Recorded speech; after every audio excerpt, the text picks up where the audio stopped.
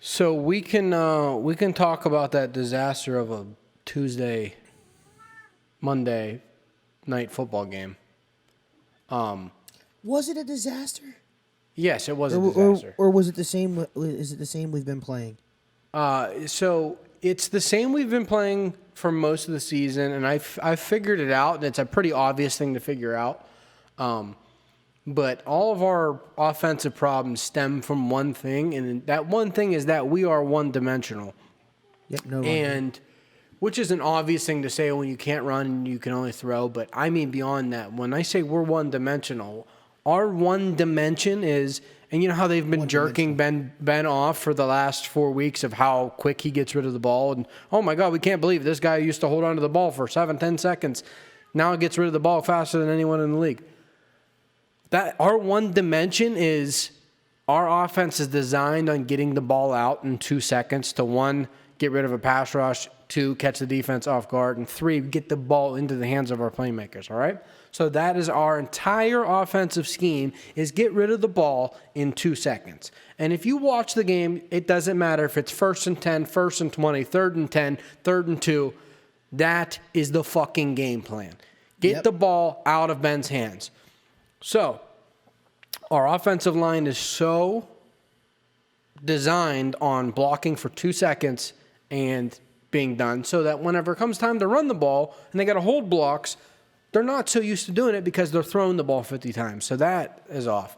Our wide receivers are dropping the ball at an alarming rate. Why? Because their job is to catch the ball and then get all of our fucking yards. It's 3rd and 12. Well, you have... Here's a 2-yard pass. Now go get us 12 yards. So balls in their hands are already thinking about that next step. Why are we getting so many batted down balls? Well, because the defense knows they can't sack Ben Roethlisberger. He hasn't been sacked in, 5 weeks? So they know they're not going to sack him. So what do? They post off of their block and throw their arms up into the throwing lanes. Because they know that ball is getting thrown in 2 seconds. So how did the game get ended? A batted ball got intercepted, and that was bound to happen. How many tip passes did you see on Monday? It was bound to land into the hands of a Washington player. So I am no expert in football. Barely played in high school, never played in college, never coached at any level, never schemed. To me, it's abundantly clear that our entire scheme is throw the ball in 2 seconds. Doesn't matter down, distance, situation, does not fucking matter. That is our scheme. They haven't changed all season. In the text chats, I've been complaining about it. On this podcast, I've complained about the short routes. But why? We have no why would post they change? patterns. We have no cross. Why would we change? Because this is exactly why we would change. So we had the Jacksonville game and the Bengals game back to back, where we just got to sit on our couches. Our heart rate never went up. We beat the shit out of those teams, and it was all fine and dandy. Well, why? Because the Bengals and the Jacksonville Jaguars don't have good enough coaching staffs to realize what the fuck we're doing. Every other game we played in this season has been a dogfight, outside of the Browns game, because most teams caught on to what the hell we're doing. This year on offense, we might have been statistically good at certain points, scoring 25 points a game. Ben's been getting around 250 yards, 3 touchdowns a game, very limited interceptions, because they're how do I want to put it? They're so persistent and repetitive in doing it, like it's bound to work at some point. Well, when you play... It didn't work against Dallas. We just had to wait. We had to wait for Dallas to pretty much blow the game. The Titans caught on in the second half. We had to hang on by a thread. The Ravens game was a disaster. Both Ravens games were close. Teams are catching on to what we're doing, and Chase Young said it himself. He saw Baltimore expose things, and it's like when you're one dimension within a one dimension, it's not going to be hard. Saying, yeah. Our defense can only do so much, but when we're going 3rd and out, and our defense was on the field so much against Washington, so much. Yeah. And they were playing their asses off, getting field goals and field goals and field goals. But for fuck's sake, when it's 4th and we can't convert 4th downs, we can't convert red zone. We can't convert goal lines. And this is not me shitting and complaining about the Steelers. Like, I'm not turning on them. It's not that. It's, I know we have the skill to beat anyone in the league. And I'm not going back on what I said last week whenever you asked me about the Chiefs. I'm not going back on that whatsoever. Skill for skill, pound for pound, on our best day. Like I said last week, our best day, no one can beat Pittsburgh Steelers. It just can't be done. But at some point, Randy Fichtner with the offense, like, can we see a different route? Can we see a freaking post route? Like, I think I said this last week. Can we see crossing? Like, these screens and these slants and these drag routes, they're only doing so much. And you could see it's taking a toll on our receiving core because they know they have to. The entire game is on is on them getting us yards after the catch. Dude, so listen real quick. At the level of the sport, do they play the same style football all season when they're winning and undefeated? When they have an undefeated record. I didn't think that they would. I didn't think that it happened that way at this level, but apparently it does. Apparently, if it ain't broke, they don't fix it. They didn't prepare differently for any other game, any other defense. They're gonna have to. So I mean, well, no, that comes by losses. Right. Typically, the loss shows your flaws, and then you build off those mistakes, and we haven't had any losses. Right. So I wonder. I didn't think it worked that way at this level. Right. Like in high school, yeah, sure. If you're undefeated, they keep doing what works. They don't stop. But at this level, I had thought that, I didn't think they would do that. Maybe it takes a loss for them to change up. I hope they don't come out with the same game plan as they had. Yeah. Defense is only going to get worse as the season goes on, because now we're down. We're out Bush and we're out Bud. Now we're down Spillane, and we're down Hayden. So that's 4 starters out this week. Again, not making good, excuses. And Spillane was a big fill-in. For sure. Big. So if our defense can copy last year's performance against the Bills and hold them to 17 points, our offense should be able to score more than 17 points if they get their act together. It's going to be tough, though, because the Bills' offense that they're playing is very similar to last year's, only better. Because now they have Stephon Diggs, and 2, year 2 to year 3, the improvement in Josh Allen is incredible. Josh Allen is playing out of his mind this year. He's not as reckless with the football anymore. So definitely going to be a tough game. I think it's good that we tasted defeat. Yeah. I think it's great. I think it's great that we did it with a team like Washington, Dallas, something like that. Not when it comes to the big games. We got Bills, Colts, Browns to finish out the season, the regular season. Bills, Bengals, Colts, Browns. Bengals, Colts, Browns. Yeah. Oh yeah, I kept overlooking the Bengals, but I think it's great to taste the defeat right before the Bills, a good team. Now we can see where we're weak. I don't know why they didn't change up. I don't have the answers for that, but I do. I do know they were winning. I know they were winning football games, and they were undefeated. So maybe he just figured it worked. It's pretty ridiculous to me. It's pretty ridiculous to me that they have not addressed these warts on offense, because it's so obvious to me. I'm not saying it's a simple fix. That's not what I'm saying at all. But it looks like they're almost unwilling to acknowledge that there's a flaw. Yeah. Like I said last week, Mike Tomlin was pissed off after that Ravens game. The last thing I expected was us to get worse. There's a universe where we could have lost to Washington, but let's say we scored 34 points and they scored 35. That's a different story. The fact that our offense got worse after the Baltimore game, I can't explain that. I'm at a loss. I did not expect that. Not because Washington's defense is better than Baltimore's, which it might be, especially that front seven. That front seven didn't do shit. They didn't do anything. Let's be honest, Lux. I'm non-biased. Do you feel the way we've played, we were prepared, or we were able to compete with full healthy competitive teams? Like, do you think like playing like we did all season long, do you think we can compete again with the Browns? I'm not saying this is different from the Chiefs question, right? This is different. I'm not saying like healthy but the way we've been playing, the way we played Baltimore. So I think whenever you look at the season as a whole, as in all 12 games, if you did an average of all 12 games, our average would probably still put us at the top. But how we've played the last couple weeks, and then like the Dallas game, the Baltimore game, and then the Washington game. If we play like that, we're not going to win many games at all. We're just not.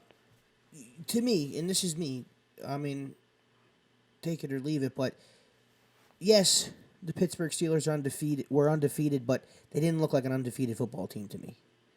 They didn't look like... No. They didn't look like... So it was like, I'm glad that it happened when it did, because we need the losses to reveal the issues. So right. The playoffs is what matters, man.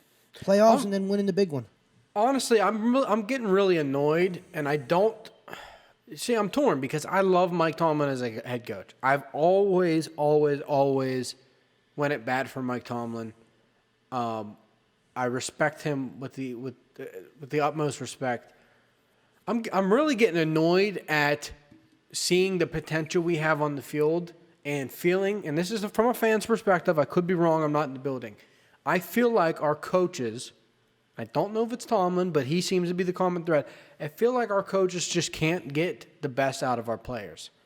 And it's not just the coaches we have on our staff now, but like our 2017 team when we went 13-3, we had no business to lose to Jacksonville in the playoffs in the divisional round. And now we're seeing like you have the potential of an undefeated team, clearly, because we're only 5 games away. Easily could have went 16-0, right? If you can win 11 games, you can win 16. So this isn't hyperbole at all. At the beginning of the season, had I said that, it would be hyperbole. Once you're an 11-0, who is to say you can't win 5 more, right? So we had the potential to win 16 straight. Yeah, but I thought that was all because we were getting the best of the ability. From a talent perspective, we had the talent on the roster, on the field, to win 16 straight games. Why does it feel like our coaching staff is holding the players back? And here's the thing. If you watch the Washington game, and again, I don't know a lot about football. If you watch the Washington game, it looks like the players are holding us back with the drop passes, with the goal line stand. It looks like the players are holding us back, but really, to me, like I think if you think about it a little harder, and some of the things I outlined, I think it was I don't know if it's the game plan or I think it's just the way our offense is designed.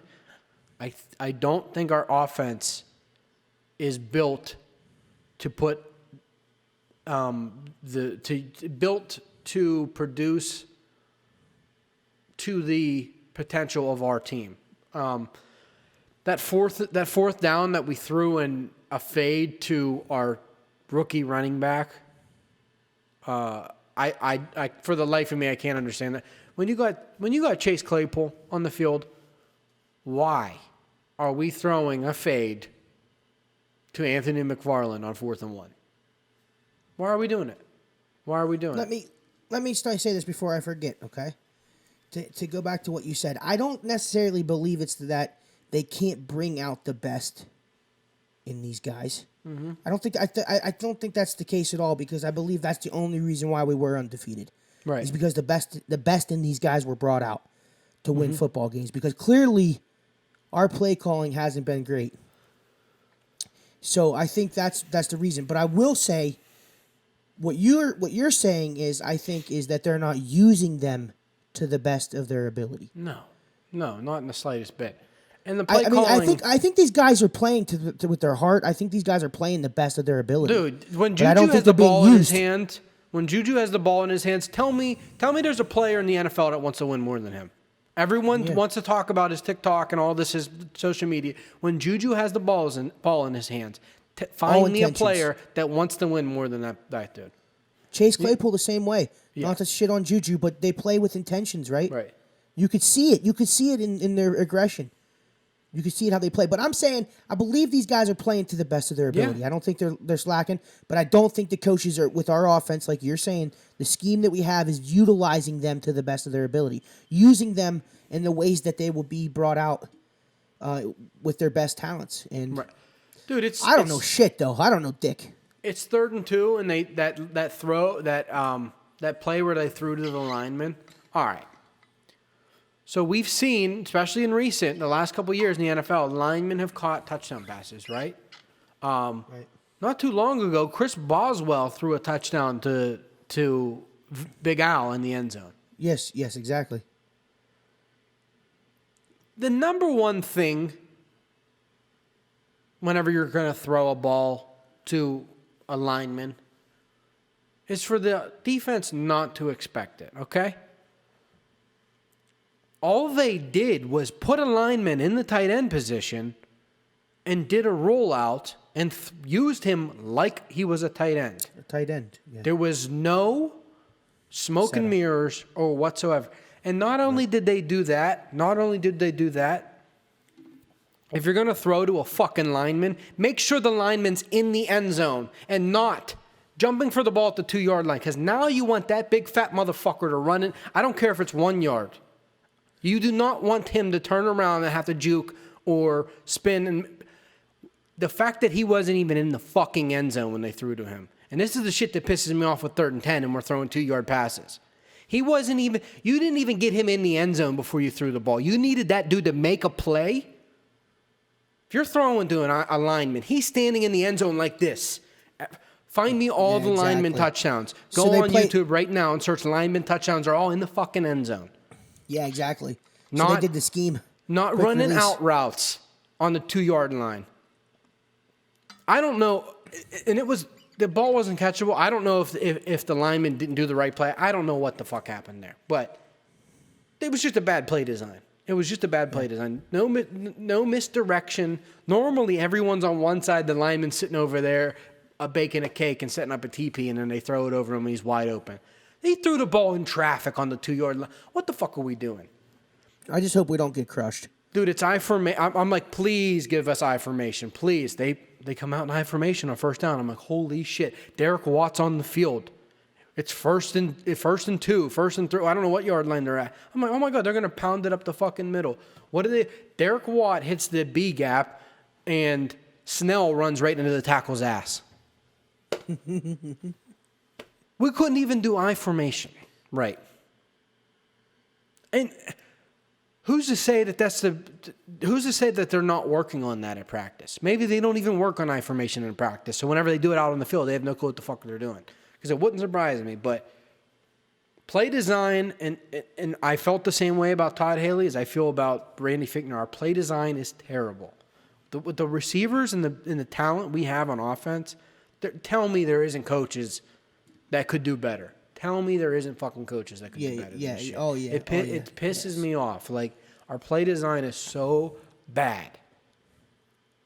I'm so sick, and I've been saying this for weeks now. I'm so sick of seeing these wide receiver screens that don't do shit. Have you seen a running back screen? Because I haven't. I have not. I couldn't tell you one time I saw a running back screen. They throw these dumbass wide receivers. These aren't even screens. screens. They're not even screens. Dude, they're spot passes. Literally, we did this in high school where they don't say, even set you them turn up. to the side. That's a spot pass. Yeah. That's all it is. They drive they don't me even crazy. set them up. If I see them throw a 2-yard pass on 3rd and 14 one more fucking time, I'm going to lose my shit. Can we please try for 10 yards on 3rd and 14? Can we try for 11 and then get 3? Not 2 and then go get 10. It makes no sense to me. When you're setting it up, when you have blockers down the field and there's no one around them and you know he's got daylight, all right, by all means. But when you're throwing into, it's physically impossible to throw into traffic on 3rd and 14 if you're only throwing it 2 yards. It's physically impossible. I don't know what you want them to do. Why do you think they keep doing it? Because it has been repetitive I have over no every game. Has they been doing it because they won? Because they're undefeated? If their plans to protect Ben, I don't see throwing it 50 times with a bad elbow is protection. That's not protection to me.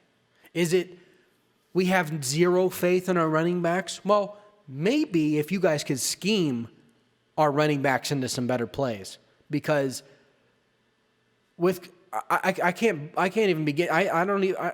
The fact that I'm excited to see James Conner back is baffling to me. I never thought I'd ever say those words, but I cannot wait to get James Conner back on the field. And here's the thing: after the Giants game this year, I was by all means throw Benny Snell in as the starter. I thought Benny Snell looked great against the Giants week 1 whenever Conner got hurt. But these 2 weeks without James Conner, Benny Snell's looked terrible. And I don't want to say he's a bad football player because I don't think he is. I don't think it's Benny Snell. I think it's the whole situation.